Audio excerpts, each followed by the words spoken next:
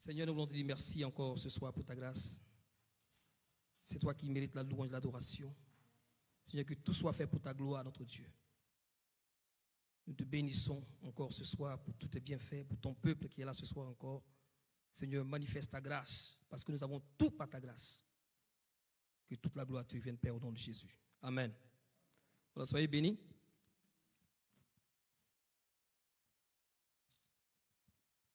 Ce soir, je voulais parler de l'Éternel, notre bannière. Toujours sous la provision divine dans ce mois de novembre dans lequel nous sommes. Alors, peut-être que tu es dans un combat spirituel en ce moment. Peut-être que tu es en train de traverser des moments difficiles dans ta famille, ou bien pour tes enfants, tes affaires, dans ta vie spirituelle, ou bien financièrement, ou bien dans ta santé. Prends courage, mon frère, ma soeur, parce que Jésus-Christ est vivant. Alléluia. Laisse-moi te dire que nous sommes dans un combat spirituel lorsque nous acceptons Jésus-Christ comme Seigneur et Sauveur. Donc, soyons encouragés ce soir par cette parole du Seigneur. Alléluia. Nous allons lire dans Exode 17, versets 1 à 15. Exode, c'est dans l'Ancien Testament, pour ceux qui ne le savent pas. Pour nos nouveaux, donc Exode 17, versets 1 à 15. Il est dit: toute l'assemblée des enfants d'Israël partit du désert de Sin, selon les marches que l'Éternel leur avait ordonnées. Et ils campèrent à Rephidim, où le peuple ne trouva point d'eau à boire.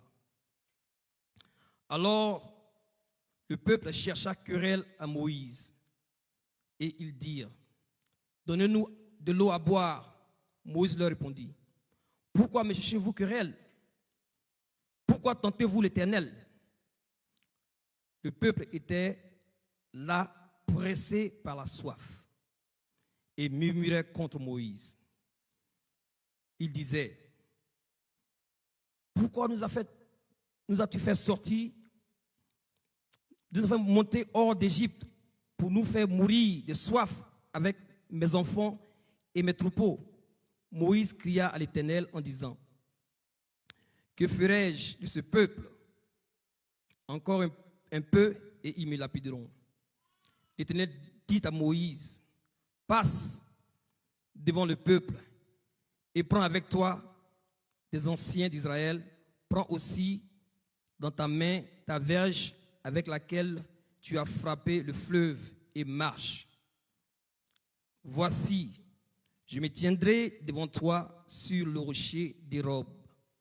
Tu frapperas le rocher et il en sortira de l'eau et le peuple boira. Et Moïse fit ainsi aux yeux des anciens d'Israël.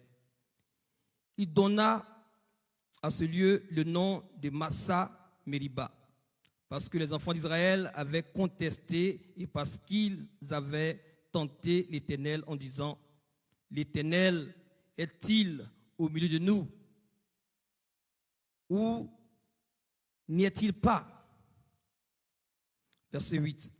Amalek vint combattre Israël à Rephidim. Alors Moïse dit à Josué: choisis-nous des hommes, sors et combat Amalek. Demain, je me tiendrai sur la montagne, sur la colline, sur le sommet de la colline, la verge de Dieu dans ma main.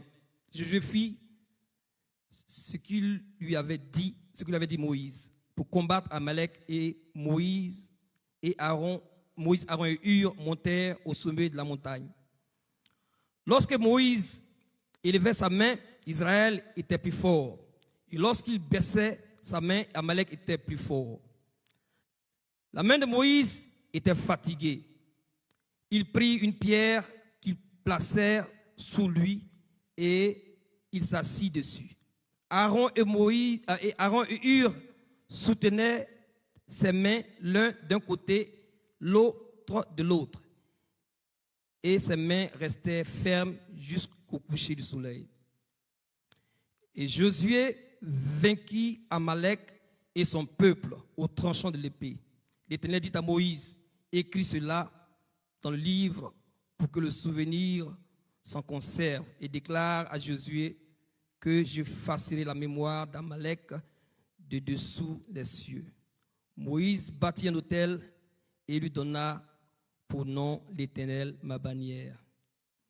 Il dit, parce que la main a été levée sur le trône de l'Éternel, il y aura guerre de l'Éternel contre Amalek de génération en génération. Amen. Alors, c'est une histoire vraiment merveilleuse de notre Seigneur. Cela démontre la fidélité de notre Dieu. Dans quel combat, mon frère, ma soeur, tu te trouves en ce moment? Dans quel combat tu te trouves en ce moment? Est-ce que c'est un problème de santé, un problème de travail, ou bien un problème financier, ou bien un problème d'intoxication? À tel point que tes ennemis se sont mis à l'œuvre vraiment pour te détruire. Mais je veux que tu prennes courage ce soir, mon frère et ma soeur, parce que Jésus est fidèle. Prends courage. Comprends que le combat spirituel dans lequel tu te trouves en ce moment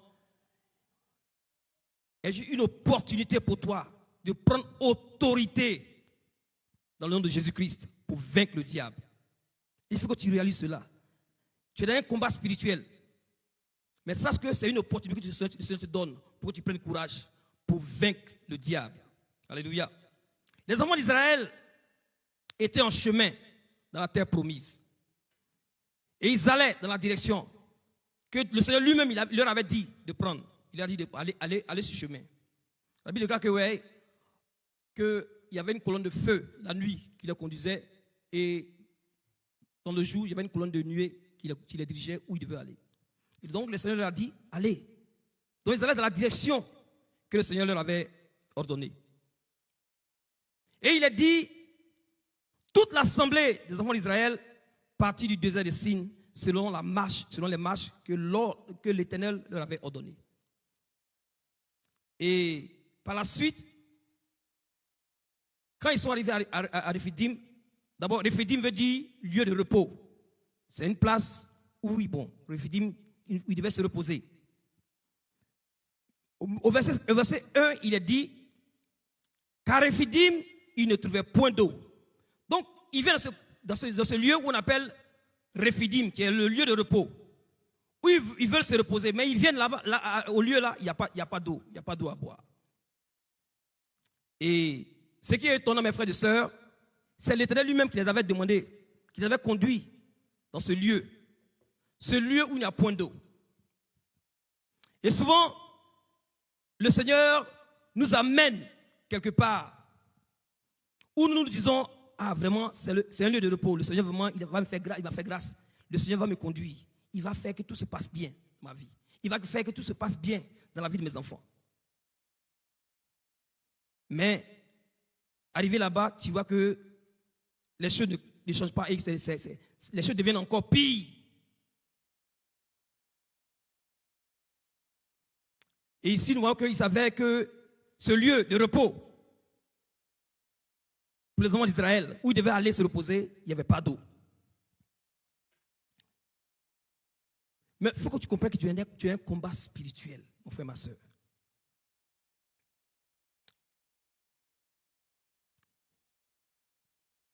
Tu te dis, pourquoi est-ce que le Seigneur, je suis ce que le Seigneur me demande de faire.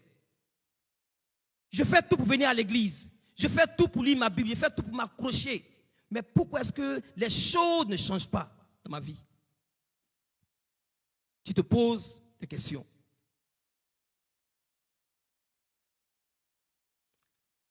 Et tu commences, non seulement à te poser des questions, mais commencer même de tel point que tu commences maintenant à murmurer. Parce que tu te demandes, mais pourquoi est-ce que les choses ne changent pas? Tu dis non, je fais tout pour obéir à la parole du Seigneur. Pourquoi les choses ne changent pas dans ma vie? Pourquoi les circonstances de ma vie ne changent pas?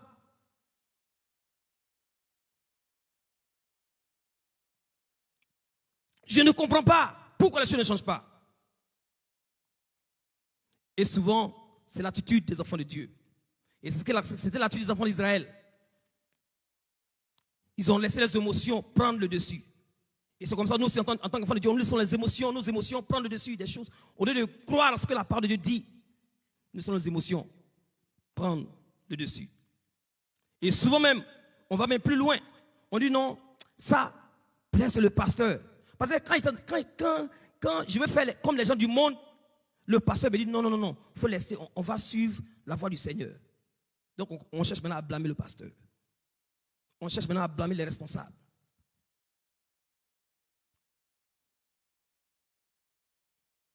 Et parce que quand tu cherches à te débrouiller toi-même, comme les gens du monde, tu ne sais même pas comment les choses vont se passer. Mais quand tu restes dans la voie du Seigneur, sois sûr que le Seigneur va t'amener à bon port. Alléluia. Au verset 2, il est dit, alors le peuple chercha querelle à Moïse. Ils dirent, donnez-nous de l'eau à boire. Le peuple était là, pressé par la soif, et murmurait. Ah, souvent, je ne sais pas si tu es dans une situation où tu es vraiment pressé par la situation. Mais le Seigneur t'a dit, donc, mon fils, va là-bas. Et tu vois que la situation est en train de vraiment te presser. Tu te sens pressé par la situation. Et les enfants d'Israël étaient vraiment pressés par la situation. Ils ont commencé à murmurer contre Moïse. Et il disait au verset 3, pourquoi nous as-tu fait monter hors d'Égypte pour nous faire mourir de soif avec mes enfants et mes troupeaux? Mais Moïse leur répondit, pourquoi me cherchez-vous querelle? Pourquoi tentez-vous l'Éternel? C'est l'Éternel lui-même qui les avait conduits là, en ce lieu. Afin que les enfants d'Israël vraiment lui fassent confiance. C'est-à-dire, souvent le Seigneur te fait, il t'amène quelque part. Juste pour que tu puisses comprendre qu'il faut lui faire confiance. Il est le bon berger. Il conduit ta vie. Il conduit la vie de ta famille. Fais-lui confiance. Demeure dans sa parole. Ne sois pas troublé par quoi que ce soit. Mets ta confiance. Lui-même, c'est pas qu'ils sont levés, ils sont allés, mais la Bible dit que l'Éternel les a conduits. Et ils arrivent à Rephidim, là-bas il n'y a pas d'eau. Quelle attitude il devait avoir? Ils n'ont pas vraiment démontré l'attitude qu'il devait avoir que de faire confiance en l'Éternel. Et c'est souvent notre cas. Lorsque nous nous trouvons dans des situations vraiment compliquées, on oublie ce que le Seigneur avait fait dans le passé. Celui qui t'avait délivré avant, là, il est le même Dieu qui est avec toi, qui est dans ta situation dans laquelle tu te trouves. Il t'a délivré avant, il va le faire maintenant. Donc tu n'as pas besoin de te troubler. Mais fais-lui confiance. Alléluia. Et les enfants d'Israël ont commencé à murmurer. Ah, vraiment, nous oublions si facilement les bontés du Seigneur dans nos vies. Comme les enfants d'Israël, nous disons, mais si Jéhovah Jireh est avec moi, pourquoi je n'ai pas quelque chose à manger, je n'ai rien à boire, les choses n'avancent pas dans ma vie? Si Jésus qui dit que ouais, il est l'eau de vie, je suis arrivé à Rephidim ici là, mais pourquoi il n'y a pas de l'eau à boire?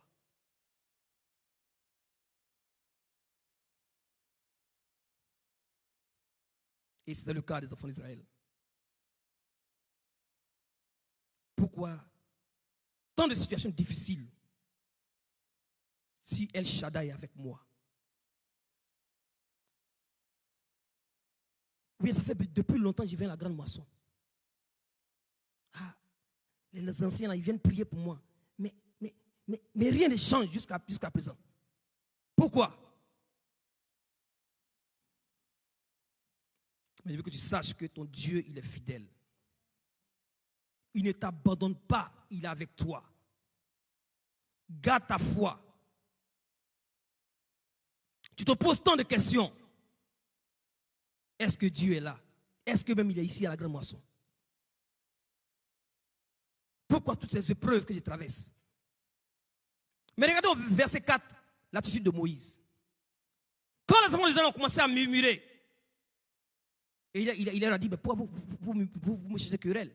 Il a dit au verset 4, Moïse cria à l'Éternel en disant, que ferai-je de ce peuple? Encore un peu et ils me lapideront. Moïse, le leader, il s'est tourné vers l'Éternel. Il n'a pas répondu au peuple. Il s'est tourné vers l'Éternel. Et c'était l'exemple que les enfants d'Israël devaient suivre. Quand les choses ne vont pas, mon frère, ma soeur, tourne-toi vers son Seigneur. Dans la prière. Quand il y a des situations difficiles dans ton travail, quand tu vois des attaques qui viennent de partout, tourne-toi vers ton Seigneur. Moïse, le leader, se tourne vers le Seigneur dans la prière. Il soumet la requête au Seigneur. Et ce n'était pas la première fois que les enfants avaient fait cela. Hein? Mais regardez ensemble, dans le chapitre 15, verset 24 à 25, il reste qu'il est dit. Le peuple murmura contre Moïse en disant, que boirons-nous? Moïse cria à l'Éternel et l'Éternel lui indiqua un bois qu'il jeta dans l'eau et l'eau devint douce. Ce fut là que l'Éternel donna aux enfants d'Israël des lois et des ordonnances et ce fut là qu'il les mit à l'épreuve. Vous voyez, ça c'était l'habitude de Moïse. Chaque fois que les enfants murmuraient, ils tous se tournaient vers le Seigneur, l'Éternel. Quand il y a des situations difficiles, mon frère, ma soeur, ne panique pas. La première chose que tu as, c'est ta prière, ta communion avec le Seigneur. N'oublie pas que c'est le même Dieu qui t'avait délivré dans la situation dans laquelle tu te trouvais avant. Il est le même Dieu là. Il est omnipotent, omniprésent, omniscient. Rien ne lui échappe. Ta vie est toujours devant lui. Alléluia. Et Moïse s'est tourné vers le Seigneur pour parler. Au verset 5 à 7, il est dit, l'Éternel dit à Moïse, passe devant le peuple et prends avec toi des anciens d'Israël. Prends aussi dans ta main ta verge avec laquelle tu as frappé le fleuve et marche. Voici, je me tiendrai devant toi sur le rocher de Rob. Tu frapperas le rocher et il sortira de l'eau et le peuple boira. Et Moïse fit ainsi aux yeux des enfants d'Israël et il donna à ce lieu le nom de Massa Meriba. Dis à ton voisin Massa Meriba. Massa Meriba, parce que les enfants d'Israël avaient contesté et parce qu'ils avaient tenté l'Éternel en disant, l'Éternel est-il avec nous ou n'y est-il pas? Il donna ce lieu de Massa Meriba parce que les enfants d'Israël avaient contesté. Mes frères, ne contestons pas contre l'Éternel. Ne tentons pas le Seigneur. Quelle que soit la situation dans laquelle tu te trouves, il ne faut pas regarder en arrière. Il faut toujours avancer avec le Seigneur. Il aura toujours des preuves. Le Seigneur a dit que ouais, dans ce monde-là, vous aurez des tribulations.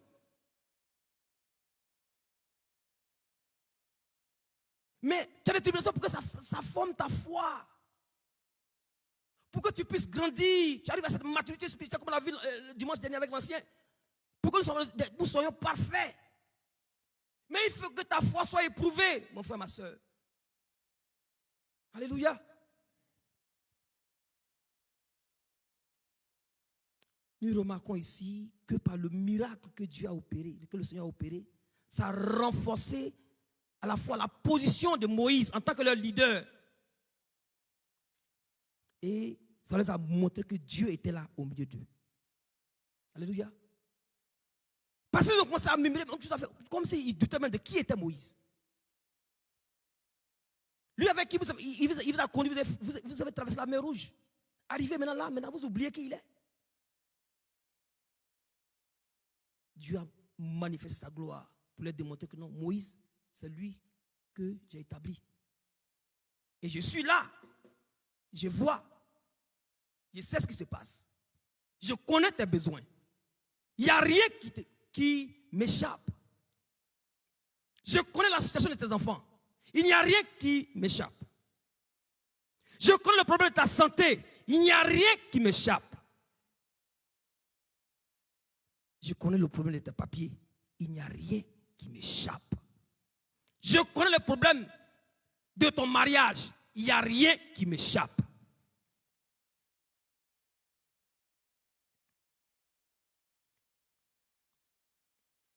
Le psaume 95 donne l'historique de cette histoire. Regardez ensemble, psaume 95, versets 6 à 7. Il est dit, c'est un psaume qui encourage les enfants d'Israël à demeurer fermes dans leur confiance en l'Éternel. Il est dit, venez, prosternons-nous et humilions-nous, fléchissons le genou devant l'Éternel, notre Créateur, car il est notre Dieu. Et nous sommes le peuple de son pâturage, le troupeau que sa main conduit. Oh, si vous pouviez écouter aujourd'hui sa voix, n'endurcissez pas votre cœur comme à Mériba, comme à la journée de Massa dans le désert, où vos pères me tentèrent pour m'éprouver, quoiqu'ils vissent mes œuvres. Voici même Massa et Mériba ici. Alléluia. Notre Dieu, il est fidèle. Dis à ton voisin, ton Dieu, il est fidèle. Ton Seigneur, il est fidèle. Alléluia. Quelle que soit la situation, il est fidèle. Il n'y a pas de situation difficile devant le Seigneur. Alléluia.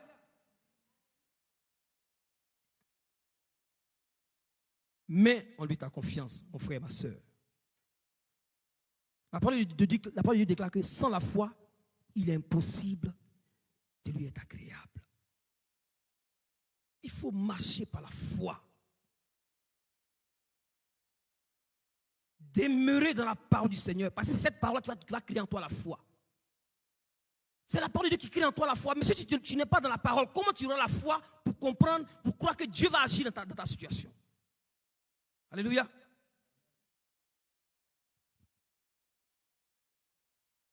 Ne retourne pas à ce que tu as vomi au nom de Jésus-Christ. Tu ne retourneras pas à ce que tu as vomi. Parce que tu traverses une situation, non, tu ne retourneras pas à ce que tu as vomi. Et ça, c'est ma prière pour toi.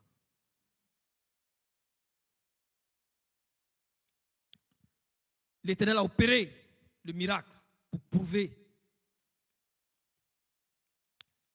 Et il a pourvu l'eau pour le peuple de Dieu. Et la Bible dit que le peuple a bu.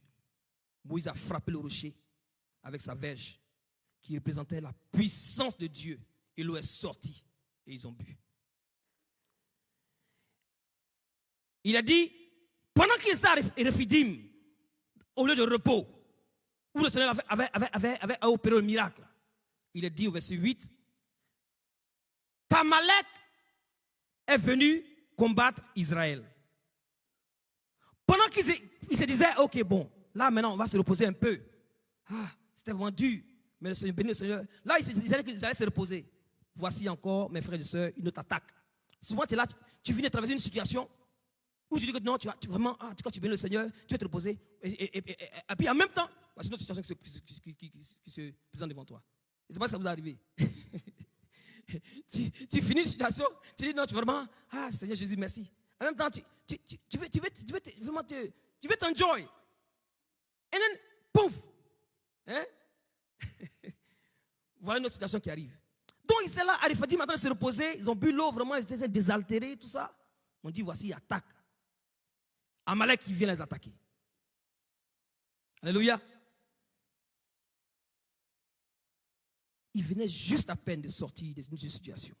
Et voilà une autre situation qui se présente, autre chose. Mais la grâce de Dieu était là. Alléluia. Imaginez-vous que si Dieu n'avait pas pourvu à l'eau pour qu'ils boivent, et puis dans cette situation, il y a attaque. Quelle force ils auront?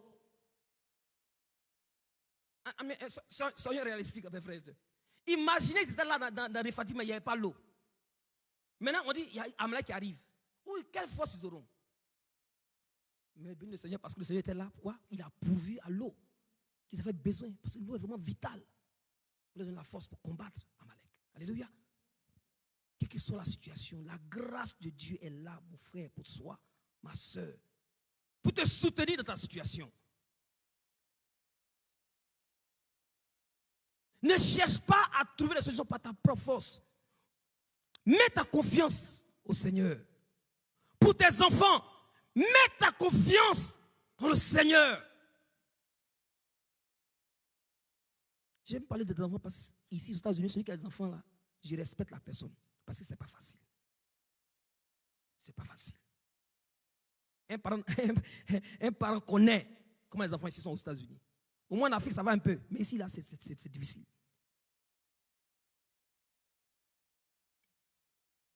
Le Seigneur pourvoira pour toi, mon frère, ma soeur.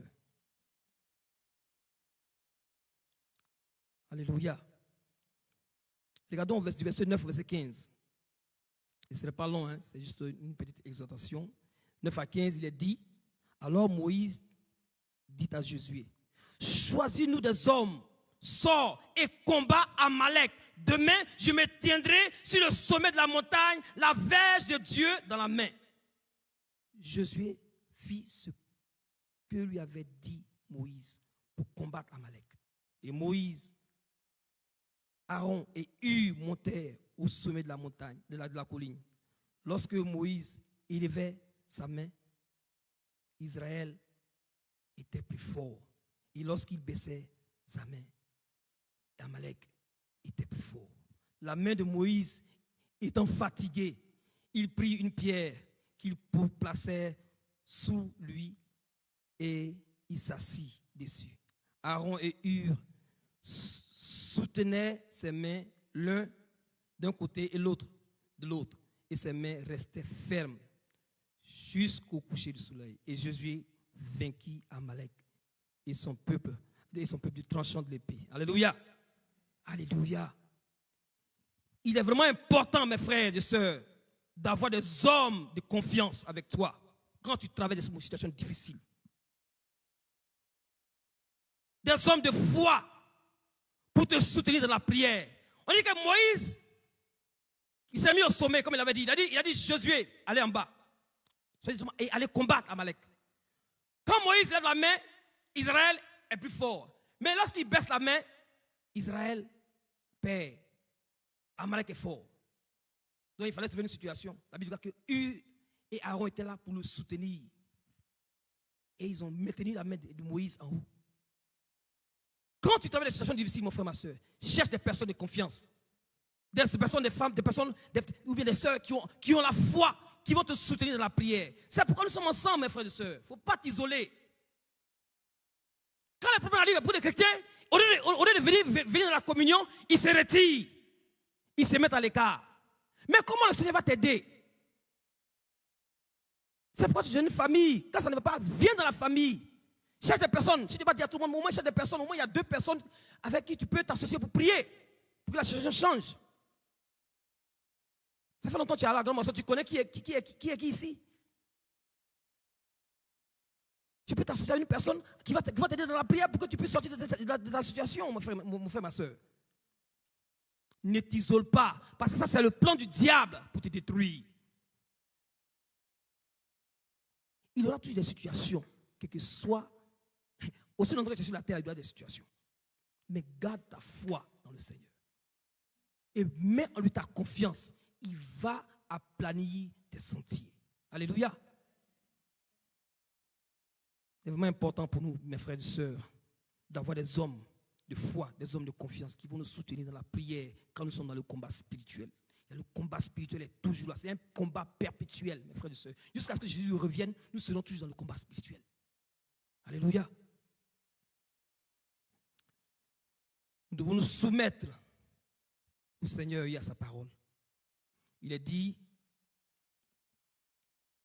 au verset 10, Jésus fit ce que lui avait dit Moïse pour combattre Amalek. Et Moïse, Aaron et Hur montèrent sur le sommet de la colline. Lorsque Moïse élevait les mains, Israël était fort. Et lorsqu'il baissait sa main, Amalek était plus fort. La main de Moïse étant fatiguée, il prit une pierre et il placèrent sur lui et il s'assit.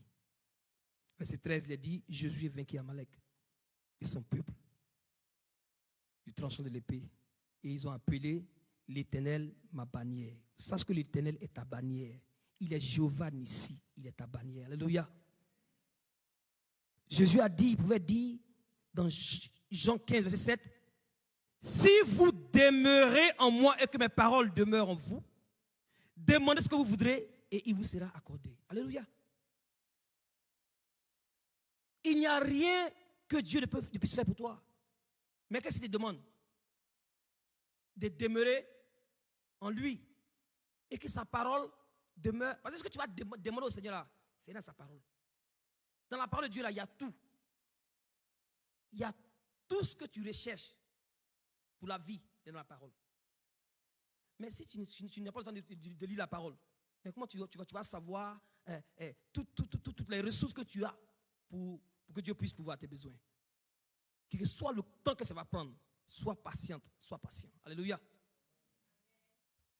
Si vous demeurez en moi et que mes paroles demeurent en vous, demandez ce que vous voudrez et il vous sera accordé. En d'autres termes, si tu ne demeures pas en lui et que ses paroles ne demeurent pas en toi, bon, tu vas demander quoi? C'est pas I guess. It's no guessing. You gotta read to know, and then you can ask. Alléluia. Dans 1 Jean 5, verset 14 à 15, il est dit, nous avons auprès de lui cette assurance que si nous demandons quelque chose selon sa volonté, il nous écoute. Et si nous savons qu'il nous écoute, quelque chose que nous lui demandions, nous savons que nous possédons la chose que nous lui avons demandée. Alléluia. Ça, c'est l'assurance de la prière exaucée. Dieu exauce nos prières selon sa volonté. Alléluia. Dans Marc 11, verset 22 à 24, il est dit, le matin, parlant de Jésus avec ses disciples, le matin en passant, les disciples virent le figuier séché jusqu'aux racines. Pierre, se rappelant ce qui s'était passé, dit à Jésus, Rabbi, regarde le figuier que tu as maudit, a séché. Jésus prit la parole et leur dit, ayez foi en Dieu, je vous le dis, en vérité, si quelqu'un dit à cette montagne, ôte-toi de là et jette-toi dans la mer, s'il ne doute point en son cœur, mais qu'il croit que ce qu'il dit arrive, il le verra s'accomplir. C'est pourquoi, je vous le dis, tout ce que vous demanderez en priant, croyez que vous l'avez reçu. C'est la foi. C'est-à-dire que, donc, ne cherche même pas. La foi, c'est l'affirmation des choses qu'on espère. Tu demandes et tu crois que ce que tu as demandé arrive. Mais c'est selon la volonté du Seigneur. Alléluia. Selon la volonté du Seigneur. Vous le verrez s'accomplir. Alléluia. Donc, mes frères, c'est pour vraiment nous exhorter ce soir. C'est que beaucoup d'entre nous traversent des situations difficiles.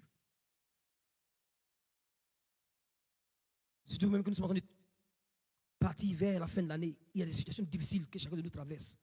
Mais nous ne devons pas nous décourager, mais mettre notre confiance dans le Seigneur. Alléluia. Prends courage, mon frère, ma soeur. Prends courage. Tu es un témoignage. Il y a des gens qui t'observent. Il y a des gens qui te regardent. Ils veulent, par ta vie, non seulement accepter le Seigneur, mais ils veulent être fermes dans le Seigneur. Et tu es l'exemple que le Seigneur leur a présenté. Donc sois ferme. Alléluia. Donc on va se lever pour prier. Alléluia. C'est tout le message ce soir. Alléluia. Merci Jésus. Gloire à Jésus. Alléluia. Oh notre Dieu, nous te bénissons. Merci pour ta fidélité encore ce soir. Alléluia. Gloire. Alléluia. Gloire. Hosanna. Gloire à la Il est glorieux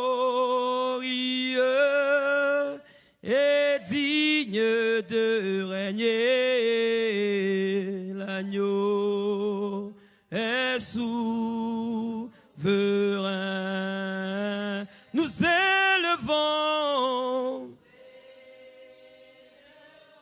élevons nos voix pour l'adorer. L'agneau est souverain. Oh, alléluia, souverain. Alléluia, merci notre Dieu. Alléluia. Si tu es là ce soir et que tu veux la prière pour que tu demeures ferme dans la foi, tu peux venir devant, je vais prier pour toi. Parce que tu sens que là où tu te trouves en ce moment, c'est difficile. Tu as besoin que quelqu'un vraiment prie pour toi. Tu cherches, et tu essaies de réfléchir pour voir comment les choses vont changer. Je veux vraiment prier pour toi ce soir, pour que le Seigneur puisse agir en ta faveur. Sache que l'Éternel est là. Comme il a dit ce soir, il était là. Les enfants ont commencé à murmurer. Mais le Seigneur était là. Il est là. Tu n'as pas à avoir peur. Tu n'as pas à craindre parce que ton Dieu est là. Il peut changer ta situation. Mais mets ta confiance en lui ce soir. Mets ta confiance. Mets ta confiance parce que ton Dieu, il est vivant. Il est puissant pour te délivrer.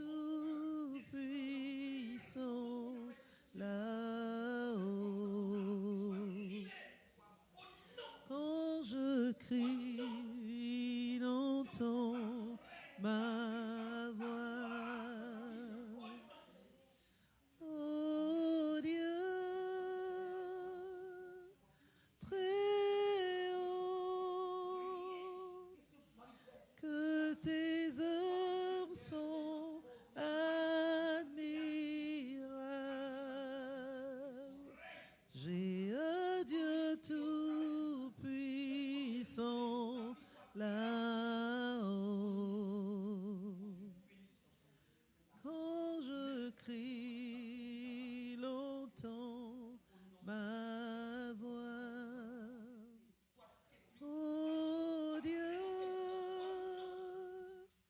très haut, que tes œuvres sont admirables.